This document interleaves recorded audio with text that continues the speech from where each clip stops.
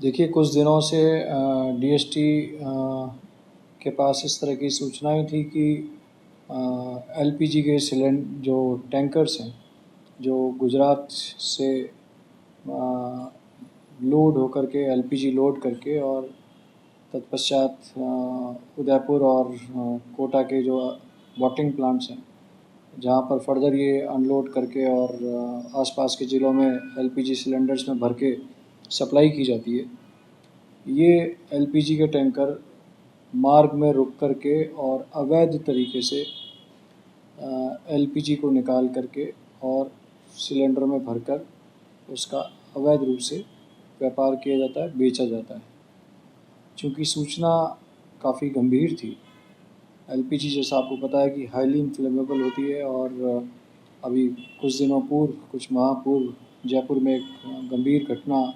ये हुई जिसमें कई निर्दोष लोगों की इस मामले में टैंकर में विस्फोट से कई लोगों की जान भी गई। तो सूचना चूँकि गंभीर थी, तो डीएसटी प्रभारी श्याम सिंह रत्नों ने अपनी टीम के साथ पिछले कई दिनों से इस आसूचना को डेवलप किया और डेवलप करने के पश्चात कल देर रात्रि थाना वल्लभनगर अंतर्गत राष्ट्रीय राजमार्ग के पास स्थित एक पंडित होटल थी, वहाँ पर दबिश दी और दबिश देने पर वहाँ पर 4 एलपीजी के टैंकर जो एचपीसीएल के थे,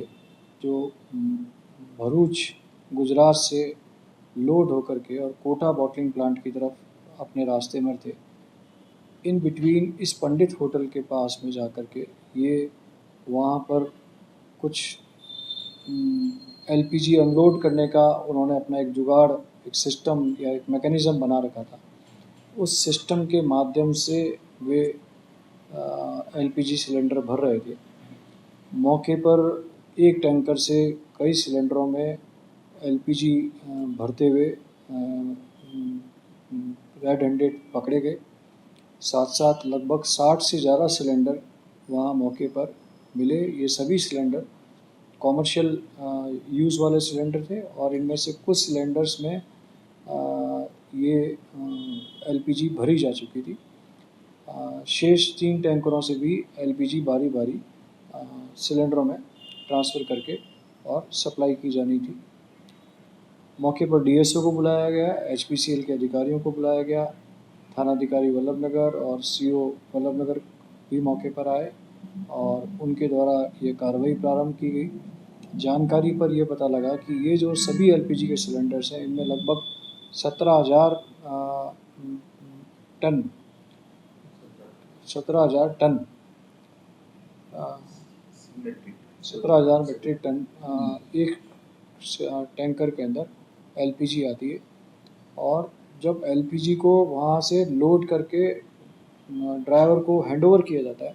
तो बाकायदा उनके सभी नोज़ल्स के ऊपर, पाइप्स के ऊपर एक सील की जाती है और सील करके बाकायदा उसका फ़ोटो लेकर के चालान के अंदर उनको उसकी क्वांटिटी और सील करके उसकी ड्राइवर के सिग्नेचर्स लेकर उन्हें हैंडओवर किया जाता है। प्रत्येक गाड़ी पर सेफ्टी के पॉइंट ऑफ व्यू से जीपीएस भी लगा होता है और ये जीपीएस से उनके रूट के, उनके मूवमेंट को वहाँ संबंधित बॉटलिंग प्लांट से, जहाँ से लोड हुआ है, वहाँ से मॉनिटर भी किया जाता है। हालांकि ये जानकारी अनुसार ये अपने रूट पर थे और जो टैंकर था जिससे ये अनलोड होती पाई गई सिलेंडर्स में, वहाँ पर उसकी सील भी टूटी पाई गई है। और मौके पर हमने जो 4 ड्राइवर थे इन चारों टैंकर के, उनको गिरफ्तार किया है। साथ साथ जो पंडित होटल जो संचालित कर रहे थे, जो इस पूरे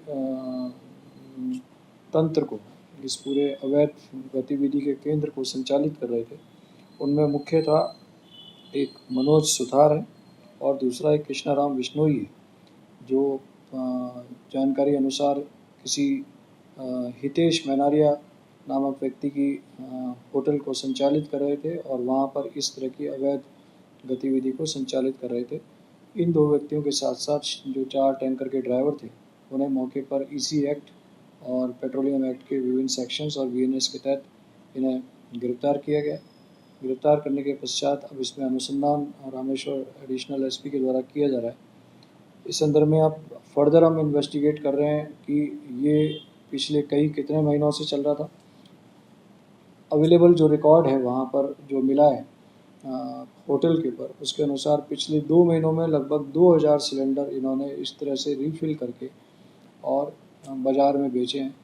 यह सामान्यतः टैंकर का प्रति एक सिलेंडर का जो टैंकर ड्राइवर होता है उसको 800 से 1000 रुपया देते हैं और शेष लगभग 1500 रुपये के अंदर ये बाज़ार के अंदर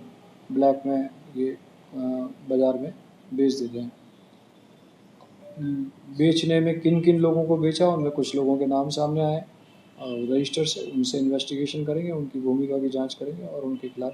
कार्रवाई करेंगे। सर इसके अंदर सिर्फ ड्राइवर्स इन्वॉल्व है या मतलब कंपनी के भी कुछ लोग? देखिए ये सब्जेक्ट ऑफ इन्वेस्टिगेशन है कि इतनी बड़ी मात्रा के अंदर 4 टैंकर जिनके अंदर 17,000 मैट्रिक टन एक ही टैंकर के अंदर एलपीजी हो और वो इतने स्वच्छंद तरीके से फ्रीली तरीके से हाईवे के मेन होटल पर इस तरह से एलपीजी को अनलोड कर रहे हैं और इतने आसपास चूँकि रिहायशी क्षेत्र भी था तो इस दृष्टि से काफ़ी गंभीर मामला था। तो इसमें अब यहाँ के स्थानीय लोगों की क्या भूमिका है, साथ साथ बॉटलिंग प्लांट के लोगों की क्या भूमिका है, साथ साथ जो ट्रांसपोर्टर जिसने एचपीसीएल से कॉन्ट्रैक्ट लिया है इस माल को लोड करके और वापस बॉटलिंग प्लांट में अनलोड करने का, उन लोगों की क्या भूमिका है, ये सब्जेक्ट ऑफ इन्वेस्टिगेशन है। इसमें हम जो वहाँ एचपीसीएल के सीनियर अधिकारी हैं उनसे भी जांच करने के लिए इसमें कहेंगे कि वे भी इस संदर्भ में जांच करें और जांच करके हमें रिपोर्ट दें और साथ साथ हमारी जांच में भी हम उनका सहयोग देंगे। सर जो गाड़ी है ये जीपीएस लगा है, अपने रूट से आउटसाइड जब जाती है ना तो कंपनी को इन्फॉर्मेशन मिलती है, वो कंपनी वालों ने किस चीज़ के लिए एक्सेप्ट क्यों किया? देखिए ये अभी चूँकि कल रात की कार्रवाई है, एग्जैक्टली उस जीपीएस में क्या रूट था, क्या वे उस रूट को उन्होंने वायलेट किया या डेविएट हुए, वो सब सब्जेक्ट ऑफ इन्वेस्टिगेशन है। अगर उन्होंने अपने रूट को डेविएट किया है, वायलेट किया है, तो इस संदर्भ में उनसे सवाल पूछा जाएगा और संबंधित बॉटलिंग प्लांट से भी पूछा जाएगा कि आपने इस संदर्भ में क्या कार्रवाई की।